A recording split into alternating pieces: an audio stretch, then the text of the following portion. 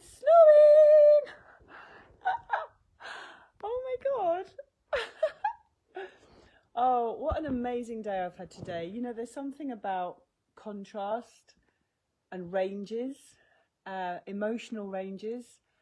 And one of the things that I learned when I was doing my authentic relating and heart IQ training was that the contrast of meeting the depths of one's feelings can throw you the other way into experiencing more joy, because you become more of a feeling body. And I've got to say that's true. And whatever happened yesterday, and you know, I'm grateful for so many beautiful messages from everybody yesterday about the share that I did live yesterday, about a relative of mine. I got up early this morning, and life is changing so rapidly. It's like it's a roller coaster.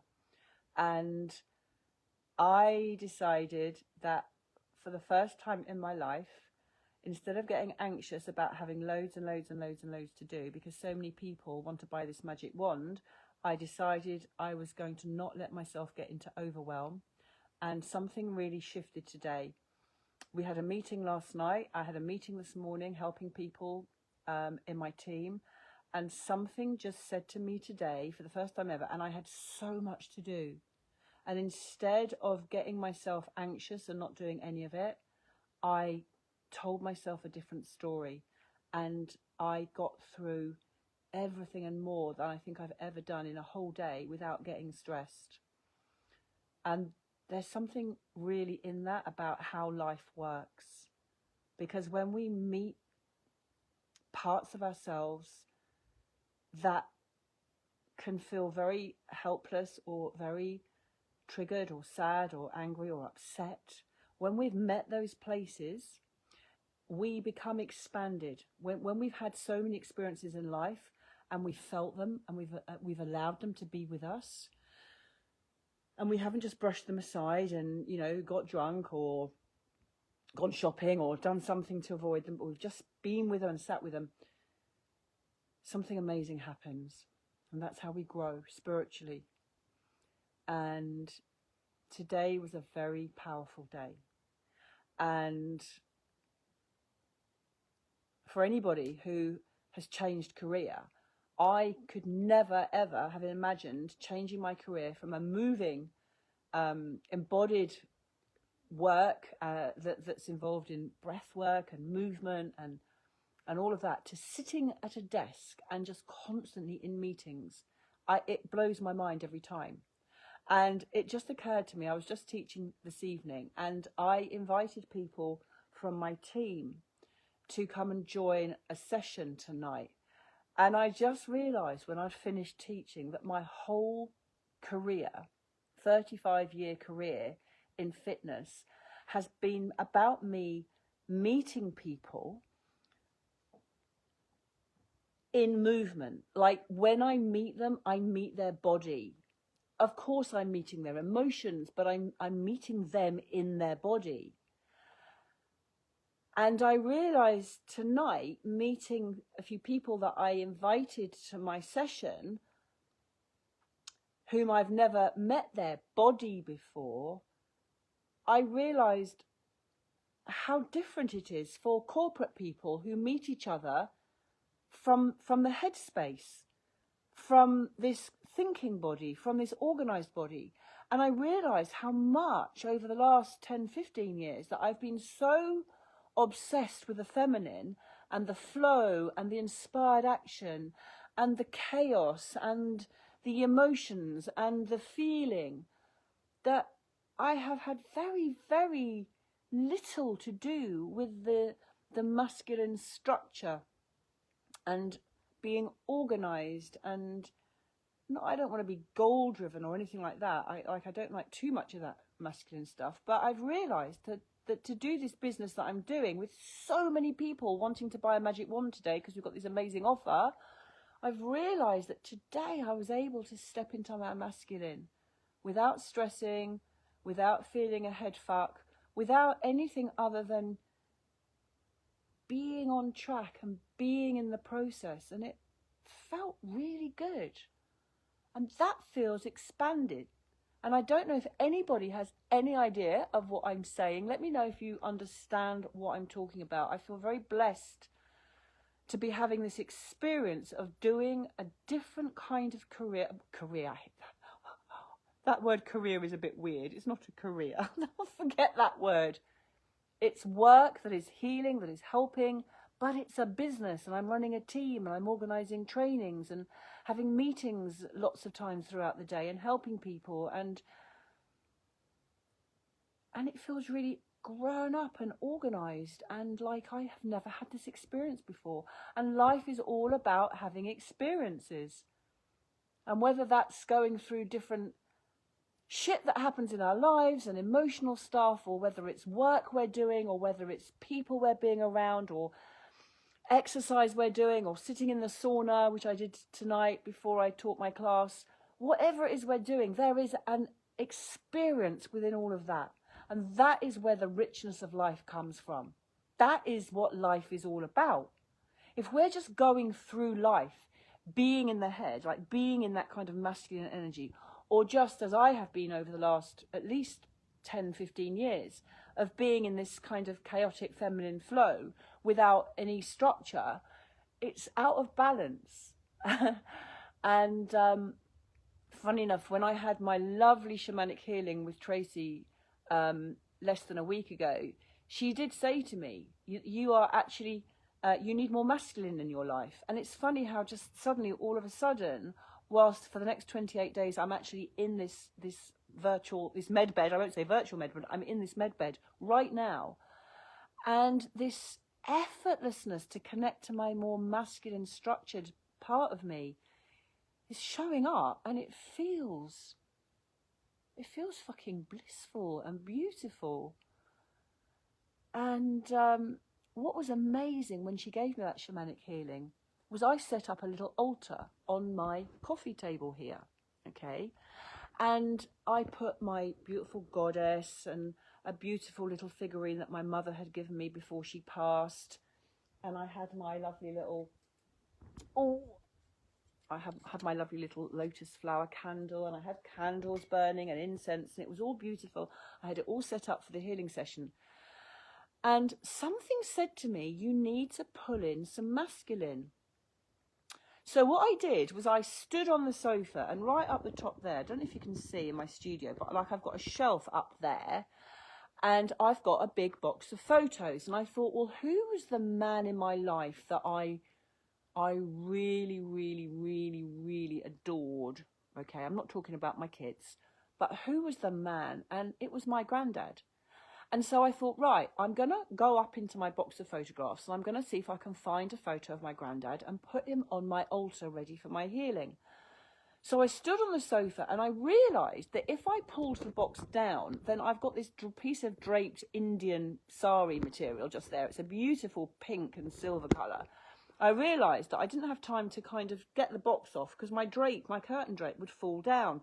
So I put my hand into the photograph box, and out popped a CD, and into my hand came a birthday card written by my father just before he died.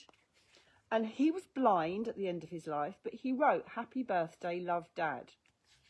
And that was so beautiful for me. Like, I thought, oh my God, my dad has come through to sit on my altar. And then I looked at the CD. And the CD was a CD I have never played. And the CD was a CD that I made from a video. And that video was a video that I have never watched. And it was a video of my first husband, the father of my children before he died, who was interviewed on Australian television when he was looking for a possible donor for his, he had non-Hodgkin's lymphoma, and had he got well enough, he was going to need a transplant. I can't remember what transplant it was. And he had lost contact with his family. Wayne, if you're listening, Steve's brother, Wayne, if you're listening, because we've reconnected, you may not even know this, but we did a plea from the hospital on Australian television for Steve to look for his family. Thank you for the hearts. To look for his family, because he was in England and he had lost contact with his family. His mother had died. He was brought up by an aunt and uncle. He'd lost contact with his brothers, and we were on Australian television. And I kept that video to show my boys when they were older, because they were little at the time. And the boys never wanted to watch that video. It was obviously too emotional for them. So I kept that video and I had it turned into a CD. So when I was looking for some masculine to put on my altar, that CD jumped out of the box and landed on the floor, and I picked it up and I put it on my altar. So I had the video of my boy's father, my first husband, and my father on my altar. And I had this amazing session with Tracy, thank you. And my guide, my very powerful guide, came through, which is a Samari warrior, a big strong warrior who's very, very protective over me, and a 3-headed dragon and a lion and a donkey. And they come to bed with me every night and protect me, and I'm in this med bed, and life is freaking so amazing and full and expanded at the moment that I just wanted to say today that somebody asked, what is scalar energy? What is this quantum energy? What is this healing device that's healing people and helping people with their pain? But what is this scalar energy? And what I would say to that is, if you're trying to go into your thinking brain, your masculine, and you're trying to work it out, what this frequency is, you're going into the wrong place. And that as adults, we have been taught not how to be in our imagination, not how to get out of the head, not how to have an expanded version of life itself, not how to not just think outside of the box, but be outside this limited form of the physical body. Thank you for those lovely hearts and everything. So sweet of you. Thank you. And when I've been doing my wanding, I have been for the last week setting intentions, and every intention I have been setting, everything is like literally within, because I do my wanding at night, like the next morning, the thing has happened. And this scalar energy is about setting intentions. And when we put the wand on and when we set our intentions, the energy, the frequency is really, really, really powerful. And when we connected into that, and we're trusting in life, and we're connected into our masculine and our feminine, and we are focused on becoming the best version of who we really are. I mean, if I had been able to look at how I managed today to be sitting at a desk and doing meetings and being organised and not getting freaked out about needing to phone citizens' advice and take somebody to the doctors and organise this and organise that and have another meeting and help someone put an order in and do this and do that and go and have a sauna and come back and teach a class, like, what the fuck? And I did it effortlessly. Something is shifting. I never thought I would change career and have these experiences in life that are as rich could be. Louise, you are so welcome. You are so welcome. Oh, thank you, Kathy. Lovely to see you. So those of you that have been asking all evening while I've had this really intensely amazing evening and day, I love these sparkles. How cool are these sparkles? Those of you that are asking about the wand, let me just quickly tell you, we have this offer on. Today the pound is really good. We have this offer on that if you buy one wand, which is normally $420, you can buy a second wand for $120, which comes to $570. If you split that between two of you, you can pay half each, which today is £250. But it has to go to one address, and only the person whose address it goes to will be the one who has the account with the back office, who can then go on to share with other people and have as a little business. So what you could do is buy two and sell one. So the one you buy for $120, you could sell that for $350. No, sorry, $420. I'm getting pounds and dollars mixed up. So normally it's $420. You can buy a second one while stocks last. That's only not going to be long. You can buy a second one for $120. So if anybody wants to get together with another person and buy two, today, it would cost you today, the pound means it's £250 each, but only one of you would have an account where you can go on to have it as a business. Does that make sense? Because I know a lot of you on here right now are those of you who have been asking. So you're being very generous with your hearts. Thank you so much. I'm loving this glitter. I'm feeling glittery tonight. And yeah, never, ever, ever allow life to stamp on you or to put you down. Whatever happens, there is always beauty and opportunity to become more of who you really are. And that's always, always going to be my message till the day I die. Have a great night. And yeah, I've sent a lot of you little messages about the wand. And like I said, next week I'm interviewing a lady who's had some jibby-jabby damage and had an amazing result. And I am so excited how many people, even today, have bought this wand and are going to start getting the results that we're seeing every single day. The magic is happening. And if this is happening in the face of everything else that's happening, we know we are on to something so amazing. And if I can experience a day of such transformation and such magic as I have done today, I know that this energy, this frequency, when we're on that vibe, we can make anything happen. We can connect to the light and we can feel the darkness and we can experience all sorts of things in our lives, but we will always come back to the light, because the more we experience the range of the darkness, the more the light will shine.